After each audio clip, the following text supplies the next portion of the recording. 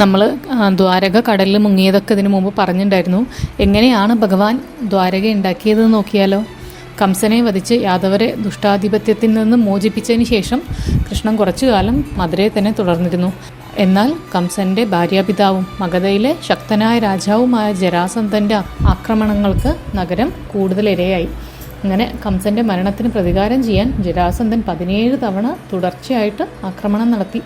ബലരാമനും കൃഷ്ണനും ഓരോ തവണയും അദ്ദേഹത്തെ പരാജയപ്പെടുത്തിയെങ്കിലും മധുരയിലെ ജനങ്ങൾ നിരന്തര ഭയത്തിലായിരുന്നു.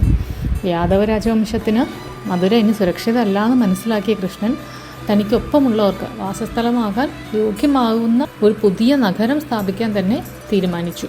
യാദവവംശത്തിന് മധുര ഇനി സുരക്ഷിതമല്ലെന്ന് മനസ്സിലാക്കിയ കൃഷ്ണൻ ബാഹ്യ ആക്രമണങ്ങളിൽ നിന്ന് യാദവവംശത്തെ രക്ഷിക്കാൻ വേണ്ടിയിട്ട് പുതിയൊരു നഗരം സ്ഥാപിക്കാൻ തീരുമാനിച്ചു. അങ്ങനെ കൃഷ്ണൻ സമുദ്രദേവനെ ധ്യാനിച്ച് ഒരു ദിവ്യ നഗരം നിർമ്മിക്കാൻ കടലിനുള്ളിൽ കുറച്ച് സ്ഥലം നൽകാൻ അഭ്യർത്ഥിക്കുകയാണ്.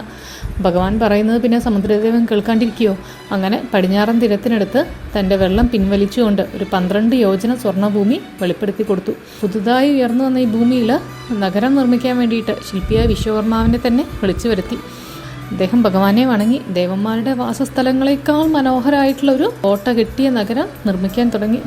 അങ്ങനെ ദ്വാരക എന്നറിയപ്പെടുന്ന ദിവ്യ നഗരം ഉയർന്നു വന്നു. ഈ പറയുന്ന വസ്തുക്കൾ കൊണ്ട് നിർമ്മിച്ചതാണ് ദ്വാരക. സ്ഫടികം, പവിഴം, നീലക്കല്ല് എന്നിവയുടെ മതിലുകളാണ്.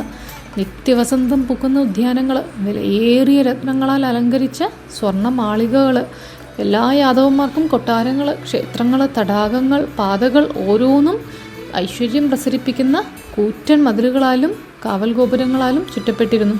ദ്വാരകാ നിവാസികളെ സംരക്ഷിക്കുന്നതിന് വേണ്ടിയിട്ട് കനാലുകളും കിടങ്ങുകളും രഹസ്യ കവാടങ്ങളും ഒക്കെ ഉണ്ടാക്കിയിട്ടുണ്ടായിരുന്നു. അങ്ങനെ കൃഷ്ണൻ മുഴുവൻ ആളുകളെയും വിളിച്ചു വരുത്തി അവരെ ഒരു രാത്രിയിൽ മധുരയിൽ നിന്ന് ദ്വാരകയിലേക്ക് കൊണ്ടുപോയി. അവരുടെ പുതിയ വീടുകളിൽ അവരെ സുരക്ഷിതമായിട്ട് എത്തിച്ചു. ജനങ്ങൾ സന്തോഷിച്ചു. മധുരയിലെ പ്രക്ഷുബ്ധത അവസാനിച്ചിരിക്കുന്നു. ദ്വാരകയിൽ സമൃദ്ധിയുടെയും ഭക്തിയുടെയും പുതിയ യുഗം ആരംഭിച്ചു. അവിടെ കൃഷ്ണൻ ഒരു രാജാവായിട്ട് മാത്രമായിരുന്നില്ല, രാജ്ഞികളോടും കുട്ടികളോടും ഋഷിമാരോടും ഭക്തരോടും ഒപ്പം തൻ്റെ ലീലകളിൽ ഏർപ്പെടുന്ന ഭഗവാൻ തന്നെയായിട്ടായിരുന്നു ഭരിച്ചിരുന്നത്. അപ്പോൾ ഇതിൽ നിന്നൊക്കെ നമുക്ക് മനസ്സിലാക്കുന്നത് എന്താണ്? ഭക്തരെ അവരുടെ ക്ഷേമത്തിനായിട്ട് ഒരിടത്തുനിന്ന് മറ്റൊരിടത്തേക്ക് മാറ്റി പാർപ്പിച്ചാലും ഭഗവാൻ എപ്പോഴും അവരെ സംരക്ഷിച്ചുകൊണ്ടിരിക്കും. ഒരു നഗരം അതിൻ്റെ സ്ഥാനം കൊണ്ടൊന്നുമല്ല, മറിച്ച് ഭഗവാന്റെയും ഭക്തരുടെയൊക്കെ സാന്നിധ്യം കൊണ്ടാണ് പവിത്രമാകുന്നത്. അതുപോലെ തന്നെ സമുദ്രം പോലും ഭഗവാൻ വിളിക്കുമ്പോൾ ആവേശത്തോടെ ഭഗവാനെ സേവിക്കാനായിട്ട് വരണു.